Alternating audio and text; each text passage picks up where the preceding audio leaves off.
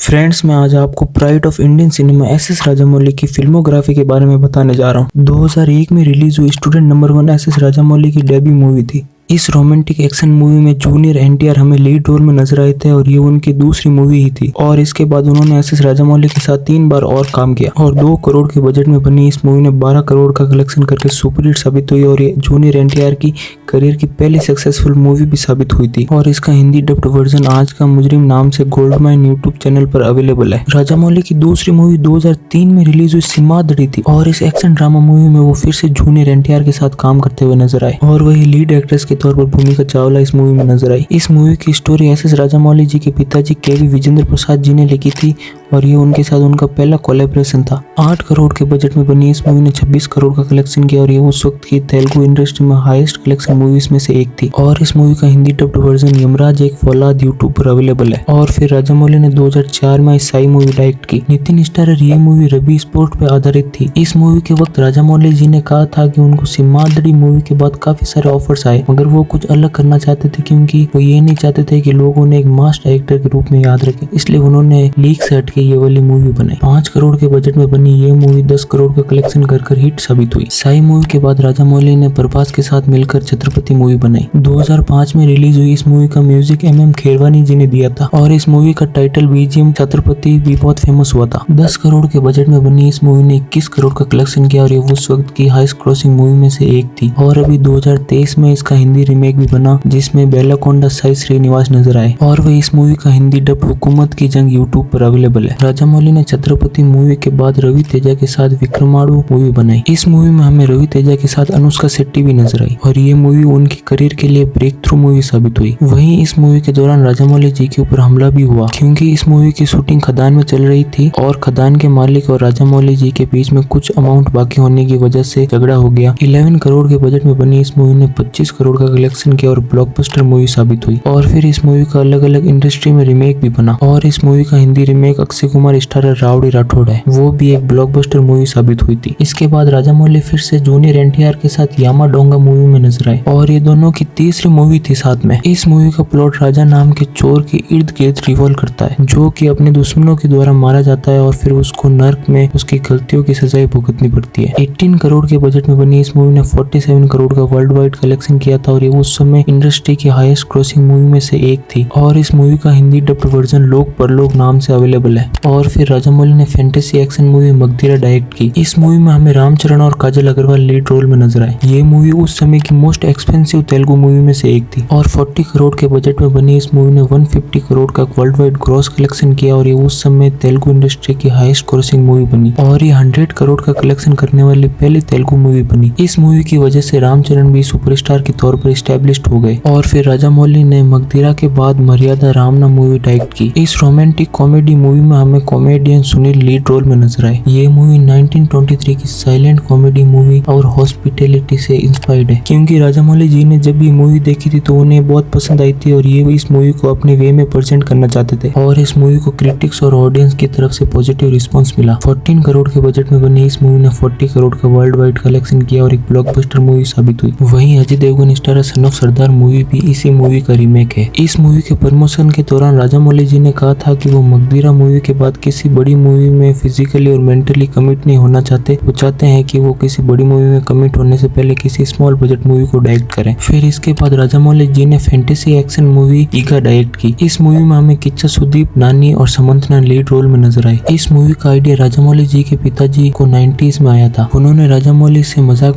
में कहा था कि अगर कैसा हो एक मक्खी इंसान से बदला ले। फिर वही बात दिमाग में रखते हुए राजामौली जी ने ये मूवी बनाई। वही इस मूवी का हिंदी डब नेम मक्खी है। इस मूवी के Hindi dub right star gold को 8 करोड़ में बेचे गए थे जो उस वक्त की हाईएस्ट एवर बिड थी। 40 करोड़ के बजट में बनी इस मूवी को पॉजिटिव रिस्पांस मिला और इस मूवी ने 120 करोड़ का वर्ल्ड वाइड कलेक्शन किया। ईगा मूवी के बाद राजामौली ने epic action pan India movie Baahubali the beginning direct की। इस मूवी में हमें लीड रोल में प्रभास, राणा दग्गुपति और अनुष्का शेट्टी नजर आई। 180 करोड़ के बजट में बनी इस मूवी मूवी ने वर्ल्ड वाइड 650 करोड़ का कलेक्शन किया और एक ब्लॉकबस्टर मूवी साबित हुई और ये 100 करोड़ का कलेक्शन करने वाली पहले हिंदी डब मूवी बनी और इस मूवी को बेस्ट फीचर फिल्म का नेशनल अवार्ड भी मिला और ये प्रेजेंट टाइम में 16th highest grossing Indian movie है। फिर राजामौली ने बाहुबली द बिगिनिंग के सीक्वल बाहुबली द कंक्लूजन को डायरेक्ट किया और 250 करोड़ के बजट के साथ ये मूवी उस समय की मोस्ट एक्सपेंसिव इंडियन मूवी थी और इस मूवी ने वर्ल्ड वाइड 1800 करोड़ का कलेक्शन किया था और ये हाल फिलहाल second highest grossing Indian movie world wide है और highest grossing movie in India है और ये शोले मूवी के बाद 10 करोड़ से ज्यादा टिकट बेचने वाली पहली इंडियन मूवी बनी और इसी मूवी के बाद प्रभास पैन इंडिया सुपरस्टार बन गए और बहुत सारे फिल्म मेकर राजामौली को क्रेडिट देते हैं क्योंकि उन्होंने साउथ का मार्केट नॉर्थ में पूरी तरीके से एक्सपेंड कर दिया। बाहुबली फ्रेंचाइज की ह्यूज सक्सेस के बाद राजामौली ने RRR मूवी डायरेक्ट की और इस एपिक एक्शन मूवी में हमें जूनियर NTR और रामचरण लीड रोल में नजर आए। वहीं आलिया भट्ट और अजय देवगन हमें स्पेशल अपीयरेंस में नजर आए और ये one of the most expensive movie में से भी एक है। इस मूवी का बजट 550 करोड़ है। मूवी को पॉजिटिव रिस्पांस मिला ऑडियंस और क्रिटिक्स की तरफ। 550 करोड़ के बजट में बनी इस मूवी ने 1300 करोड़ का वर्ल्ड वाइड कलेक्शन किया और world wide third highest grossing Indian movie बनी और RRR फर्स्ट डे पर हाईएस्ट ओपनिंग लेने वाली मूवी भी है। इस मूवी ने फर्स्ट डे पर 240 करोड़ का वर्ल्ड वाइड कलेक्शन किया था। RRR ने बाहुबली 2 को पीछे छोड़ते हुए आंध्र प्रदेश और तेलंगाना में हाईएस्ट ग्रॉसिंग मूवी बनी और RRR मूवी को best original song Naatu Naatu के लिए ऑस्कर भी मिला। इस मूवी का म्यूजिक कंपोज MM खेरवानी जी ने किया था। अगर राजामौली जी की अपकमिंग मूवीज की बात करें तो वो हमें अगली मूवी में महेश बाबू के साथ नजर आएंगे और ये एक एपिक जंगल एडवेंचर मूवी होगी जो कि अफ्रीका में सेट होगी और राजामौली ने कहा कि ये मूवी इंडियाना जोन्स और जेम्स बॉन्ड टाइप की मूवी होगी जो कि इंडियन रूट्स के साथ बनाई जाएगी और ये मोस्ट एक्सपेंसिव इंडियन मूवी भी होगी जिसका बजट अभी 700 से 800 करोड़ बताया जा रहा है और इस मूवी की शूटिंग इसी साल अगस्त में शुरू हो जाएगी और अगर रिपोर्ट्स की माने तो कहा जा रहा है कि ये मूवी 3 पार्ट की होगी जिसका इनिशियल टाइटल SSMB 28 रखा गया है। इसके बाद हमें राजामौली उनके ड्रीम प्रोजेक्ट महाभारत को डायरेक्ट करते हुए नजर आएंगे। कहा जा रहा है कि इस मूवी के 10 पार्ट बनाए जाएंगे। तो फ्रेंड्स आप कमेंट करके बताइए कि आपके राजामौली जी की फेवरेट मूवी कौन सी है और अगर वीडियो अच्छा लगा हो तो लाइक कीजिए, चैनल सब्सक्राइब कीजिए। धन्यवाद, जय हिंद।